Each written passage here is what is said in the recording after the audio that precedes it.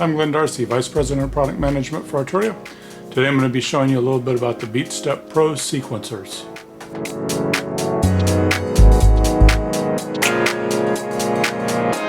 Okay, so in this video, I'm going to be just talking about the melodic sequencers. Right now I just have the BeatStep connected up to a computer, just using Ableton Live for simplicity's sake here. So the melodic sequencers, what they are, they're step sequencers. That means that they're quantized to a step. You can have up to 64 of these steps. That's how long the sequence can be. You can set different time divisions for how fast the sequence plays back. We'll get into some of that. But to start off quickly, there's two ways that you can input data into the sequence. One is you can just enable buttons. So we'll hit play. So every time it comes around, it's going to trigger where there's a button on.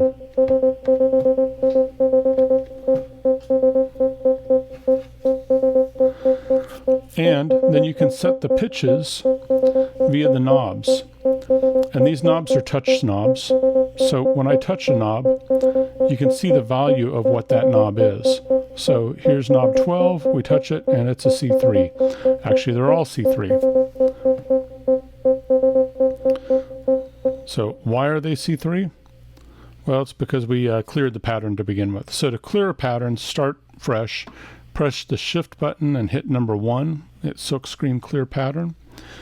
Now we've got an empty pattern. So let's go on and make this sequence here real quick.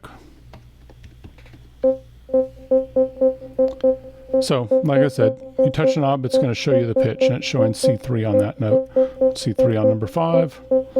So let's go on and change it.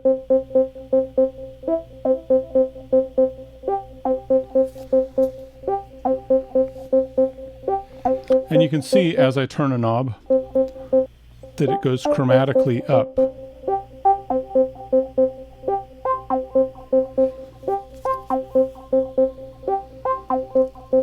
Okay, this is because we have the scale of the knob set to chromatic. How do you know this? Press the shift button and you can see the settings. So up here is our scale buttons, and silk screen right there we say chromatic, major, minor, Dorian, Mixolydian, harmonic minor, blues, and then a user scale. The user scale is the scale that you can set up using the MCC editor. Down here you've got your playback, whether it's forward, reverse, or alternating, where it's going to go back and forth. You can set what the time division is, whether it's quarter, eighth, 16th, or 32nd. So I'll do that real quick.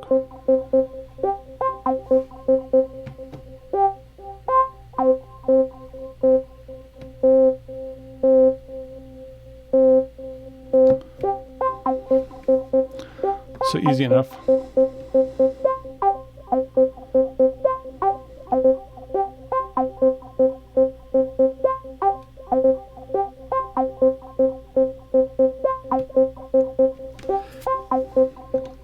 So right now, for ease, and to make sure that I've got everything in the scale that I want, I'm going to go on and do Shift Blues Scale. And as I turn the knobs, then I'm going to have these knobs that are going to be restricted to certain ranges. So the range is going to be basically a blues scale. So I'll do number 2 here. And you can see the notes are C, D sharp, F, F sharp, G, A flat, or A sharp, I'm sorry, B flat, and C. So when I go to turn knobs now, I can kind of randomly twist them, and I'll enable all the steps. And so now, as long as that's the scale that I want to be in, there's no such thing as a wrong note.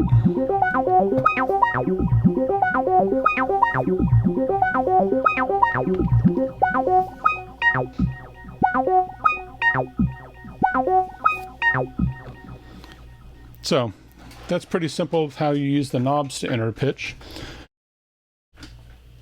One thing that you can do is when you're stopped, when you go to turn a knob, it's going to output the pitches as you're turning it. So I want to see what step 14 is.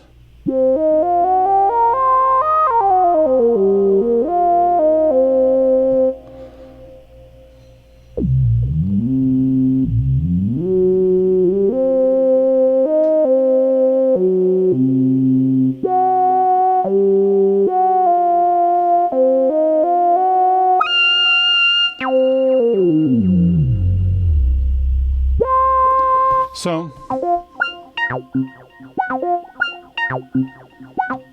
you can see, makes it note entering very easy. I'm going to go on and clear the pattern and show you another way. Now what you can do is, while you're in the sequencer mode, is I can enable record. And when I'm recording, now I can actually enter the notes by playing the pads here. The lit up pads show the notes of a keyboard. So I'll stop it. And you can hear them. I can transpose it down octaves.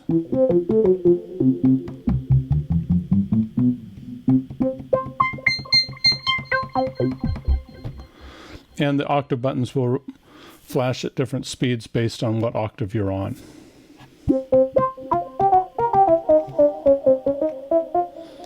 So now I can record it. Now here's the problem. I don't know where I am in the sequence. I can see it, but I can't really hear it. So if I start playing, you can see I came in on one a little bit late because I didn't really know where one was. So we have a metronome. We have a Midi metronome. So by holding Shift and pressing the metronome button, I happen to have a drum rack on this on Midi channel 10, and it will output on Midi channel 10 the clicks. And you can hear it's a little louder on number 1 because it's set in a different velocity. All the metronome settings can be set using the Midi Control Center software as well. So now I have a reference point.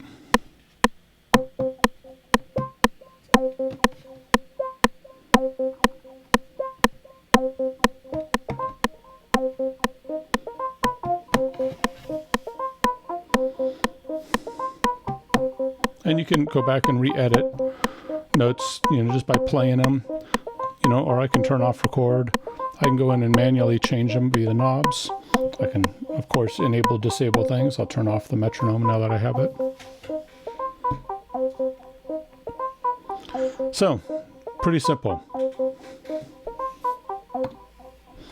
One other thing that you can do is that when you're playing, it will also record the time that you're playing. So that's a little bit unique. So we'll go in.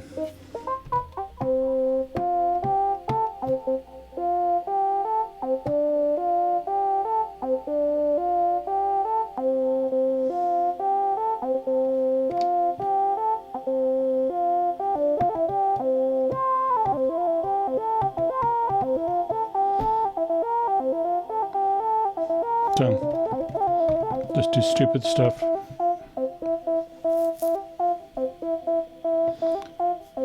Pressing pads sometimes and pressing buttons, you can get an interesting rhythm out. So that's one thing that's fun about it. You don't always have to have the musical idea beforehand. You can kind of let it come up with some musical ideas for you. The next thing that we can do is we can edit velocity, and I'll show you how we do velocity. Let's just make a simple pattern here again. I'm going to turn on the metronome.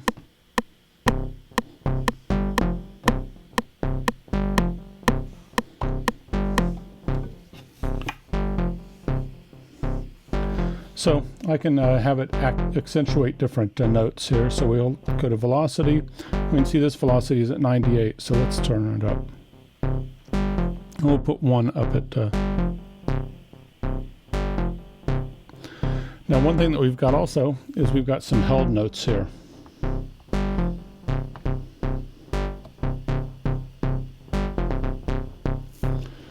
So I'll enable some different ones here. So between 13, 14, 15, we can look at what the velocities are. And here, let's go on and punch.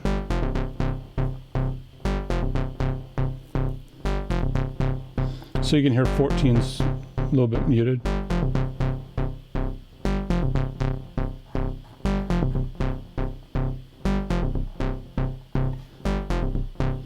So I've kind of tapered the velocities down. So, pretty simple. Next, you can edit the gate time, so I can edit how long these notes are. So you have a percentage of whatever the tempo is. So right now you can hear beat number 1, fairly long.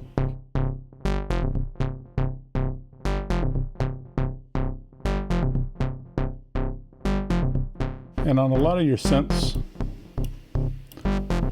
I'll edit the synth sound here to just be sustained and not have a release on it. So now you can hear it's really short.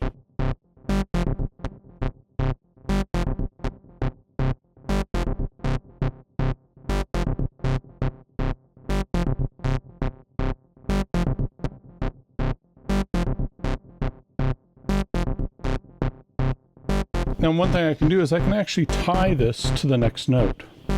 So if we turn that note on, I can turn this all the way to tie, and now it's going to tie from note 1 to note 2. We'll lengthen out note 2 as well.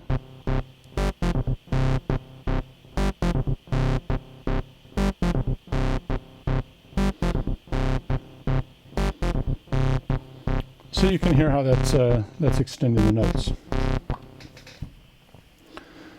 One more thing that you have here is slide. And what it will do is it will slide one pitch to another. Now here's the problem. Midi doesn't have a slide. And you can't use things like pitch bend because it's all based on, pitch bend, the amount that is set on the receiving module. So if a module only has it set to, half step or a whole step, you can bend it a little bit, but it's not going to give you like a real, TB303 type of slide.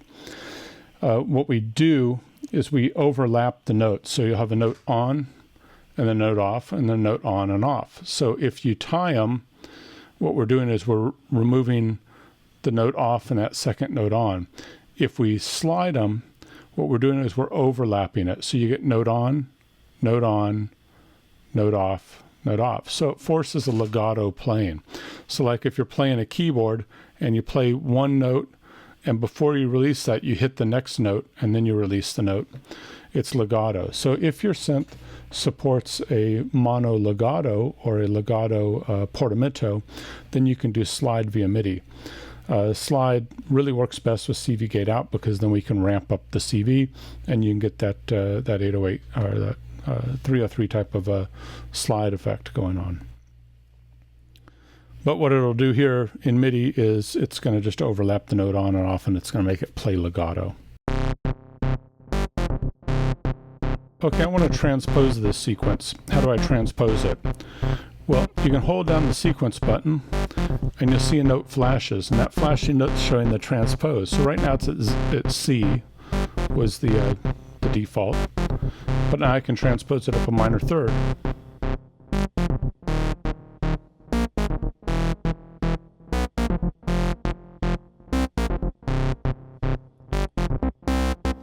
And I can go up and on octaves.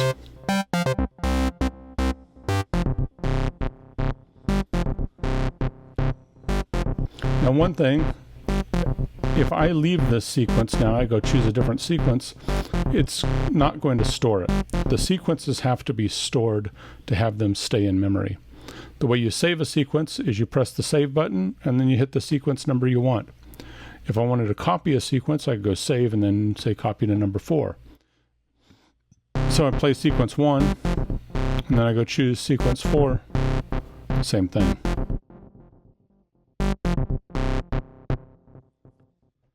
So that's nice when you're building things. You can save it, save a copy, save it, save a copy, and then you can be editing and building as you're going, building up your sequences. Selecting the sequence, something we didn't cover. You can do it by just choosing your sequence number here, going up or down, or you can directly choose it. So if I want to choose sequence 10, I just hold sequence and hit number 10, and I'm in sequence 10. Number 2, 3, 4, you can see the number change on the screen. So that's a way to directly, you don't have to sit there and press the button a whole bunch of times one way or the other. You can direct select it. To mute a sequence, you hit the mute button. It will mute when you hit it. it will unmute on release. So I've pressed the button. So that makes it a little easier for timing when you want to bring in, mainly in drums, you know, especially on drums is when you want to drop something out, bring it in. Okay, so 16-step sequence, that's not all that impressive. So what I want to do is I want to set this thing to be, let's make it even shorter. Let's do something, so I can hold the last step button here. We'll hit 7. So now it's a 7-step sequence.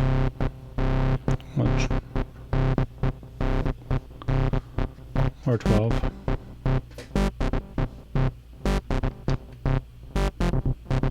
Or 16. Now one thing I can do is, using the last step button, I can hit these buttons and you'll see it's flashing. And say I want it to be 4 measures long. I hit last step on 16 after incrementing it out. Now by pressing both buttons, it'll show me on the steps where I am.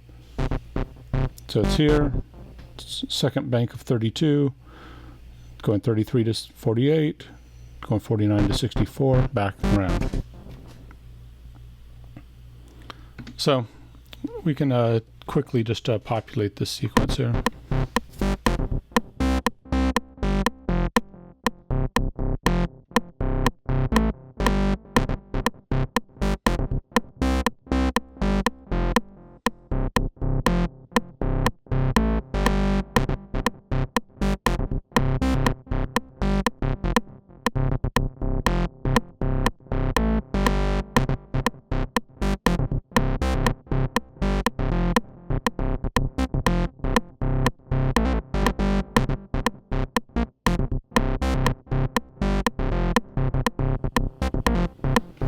So I can edit notes as it's going, let it go, turn off the metronome, remember shift, tap tempo.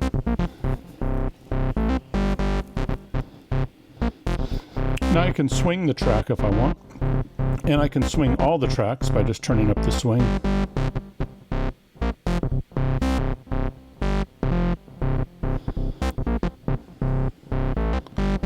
And let's go and make it just a 16-step. So you can hear the swing setting. I'll transpose it up an octave.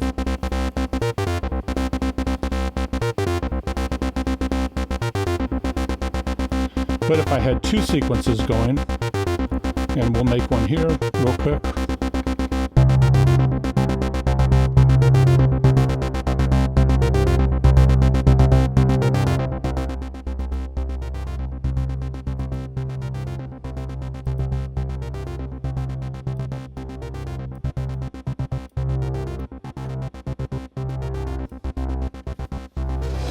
So now I've got sequence 1 and sequence 2 playing 2 different notes, or 2 different patterns here. But if I turn up the swing,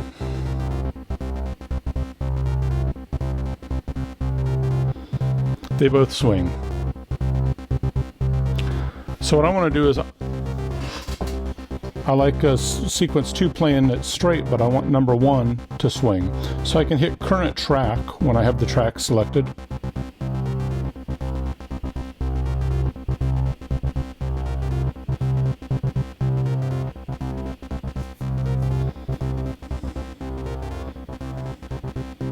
So now you can hear sequence 2 is still straight, and sequence 1 has the swing. If I hit sequence 2, you see the current track goes out. Which is kind of nice, because what I can actually do is I can go in here and I can go set a totally different swing value for that.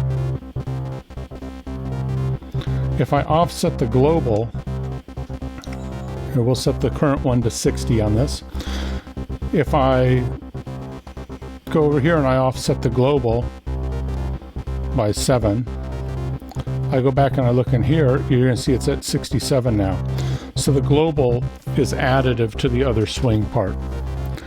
But I can have an individual swing for each track by just setting them to current track. So this one can be at 54, this one can be at 62, and that one can be at 72. So they're all separate.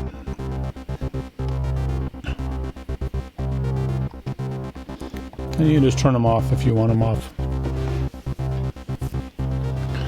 Now, one thing that you have in the sequence is you've got randomness. So I'm going to mute out that.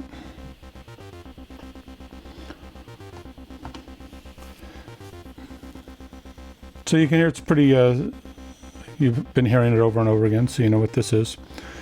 I can add randomness to this track. I can do it track-wise or I can do it globally. It doesn't matter because we're only playing one. So you have two controls. You have randomness and probability. The probability sets how often is the randomness going to take place. Is it going to happen all the time or is it going to happen just every now and then? The randomness is how random is this thing going to be? Is it going to vary the rhythm and notes greatly or what? Now, to keep it in control, the randomness for the notes actually only picks notes that are in the existing sequence. So, you know, nothing that's out here is going to really change.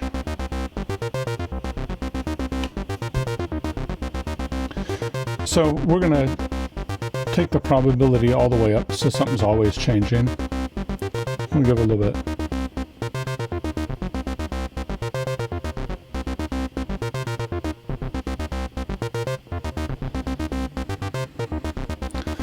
So you can hear the notes are changing and the rhythm's changing.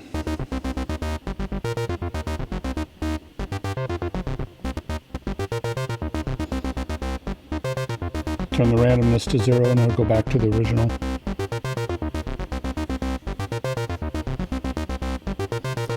Now we can turn the randomness all the way up.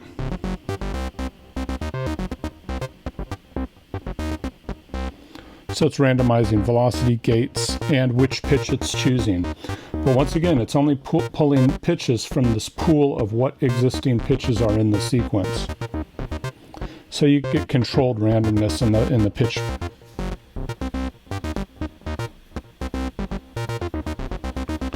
So we'll turn both of those all the way down. And so that's the random and the swing functions. Now, I'm using this with a computer right now, and so I've got this going to MIDI channel 1 on my computer.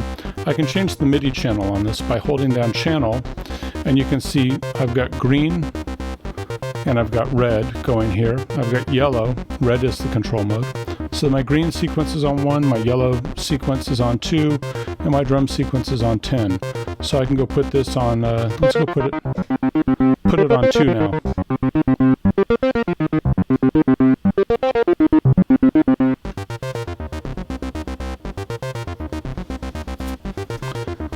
So one thing that you can use channel for, besides just, you know, putting it on a channel and setting it and forgetting it, is that if I wanted to, I can have, you know, on one sequence have one setting, and then when I go to change a sequence, I can then change the channel as well, and I can call up a different instrument via MIDI or something. So there's some other potential playing possibilities that you get on this.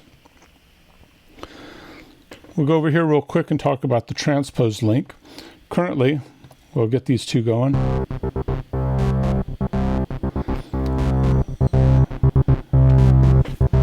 So I'll transpose this. And I'm going to go on and save that sequence, and it will save the transposition. So right now, if I transpose this,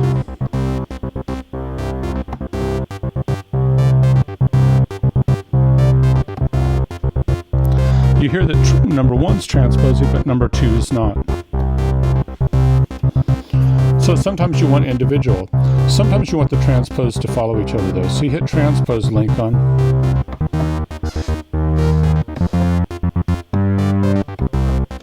And they'll both follow each other. So with transpose link, I can link the transposition of both sequences. With preset pattern link, I can link the two patterns. So right now I'm hitting each one individually, which is all fine and wonderful, but sometimes I'll set, you know, one pattern on 1 and one on 2, and I want them all to change. And the way to get them to all change together is using preset link. So if any one of these I change, you see they all change together. Now there's one setting that you have in the MIDI control center is that you can do this where they're absolute. So if I hit number 2 on this and I go over here and I go number 10, they all go to number 10. So that's absolute, they're all changing. Or you have a thing where you can put them into a relative mode, so that if you had something like this where they're all 1 apart, if I was in relative mode with preset link and I hit this from 7 to 8, this one would go 8 to 9, this one would go 9 to 10. So it would keep their relative spacing between each other and shift that way. Most of the time I think though that people would probably just use it in the absolute mode. So that's the basic functions within the sequencer. You'll start to discover very quickly that there's a lot of possibilities with all this, between the link that you can have and having them play forwards or backwards or alternating or different tempos. Each one can have its own time division, so this one can be in 16ths and this can be in 8ths and this can be in 16th triplets if you wanted or something. Between able to recall different patterns, maybe one's going on sequence on CV gate and the other's going out MIDI and the other one's triggering some gate stuff and some sequence stuff. There's a lot of possibilities with this, and we've only started to scratch the surface, but hopefully that gives you enough that you can start working. That's it. Be sure to visit arturia.com, go under the BeatStep Pro product, and check out the Resources tab. In the Resources tab, you're going to find more tutorials, tips, tricks, and other extra files that'll help you in using your BeatStep Pro.